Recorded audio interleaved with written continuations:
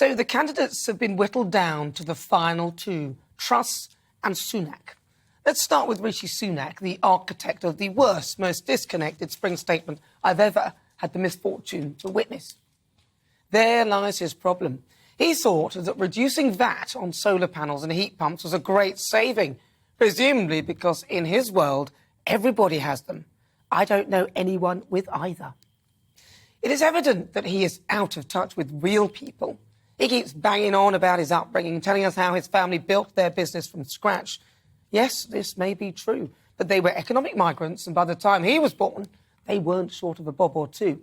He helped run a family pharmacy with his mum, which they apparently lived above, and his father was a doctor. Hello? How many people do you know that can afford to buy or live in prime real estate? And when have you ever seen a poor doctor or pharmacist? If you're in the business of peddling drugs, albeit perfectly legally, it's a very profitable business, as the makers of the COVID vaccines can tell you. How many jabs are we on now? He even went to Winchester, an exclusive private school. And if his spring statement was not evidence enough of his disconnect, he thought that it was OK to say that he doesn't have any working-class friends.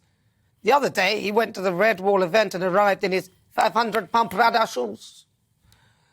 To call him out of touch is basically a major understatement. And, of course, there are his policies which focus on high tax. Now, Liz Truss, on the other hand, is the complete opposite. Unlike Slick Rishi, her delivery is marginally less wooden than John Major. She actually grew up in a working-class environment in Leeds. Her parents were left-wing activists, and she talks about a political journey.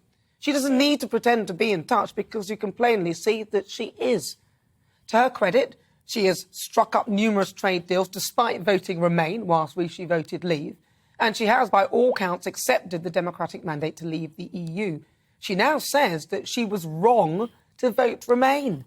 How many people in your life do you know that are prepared to say they are wrong about anything? And as far as I can see it, she's put her heart and soul into getting the trade deals done. Dominic de Cummings described her as a hand grenade, which she called a compliment. He's not used to reverse psychology. His whole mantra relies on adverse reaction, which she simply didn't give him. She's been in the cabinet for longer than Rishi as well. So who do you trust? Look, if I had my own way, neither would get my vote because Boris is streets ahead of both of them. That is evident. But as that is not an option, I think the most telling part of this is that Rishi is backed by Dominic Cummings, the person who started the Boris vendetta, also Lazybones Raab, who stayed on holiday at the start of the Afghan withdrawal, and Jeremy Hunt, who failed to prepare the NHS properly for a pandemic. Truss, on the other hand, is backed by Nadine Dorries, who's calling the BBC to account, Jacob Rees-Mogg, who wants to scale down the civil service and get them back to the office, and Kemi Badenoch supporters appeared to be the ones that pushed Liz into second place. It's a no-brainer. In my view, Slick Rishi is way too slick. He even has his own Ready for Rishi sunscreen, which he gave to the press with the quote, guaranteed protection against Labour. Maybe, but the real problem are his policies, and no amount of sunscreen will stop him from getting a roasting because of them.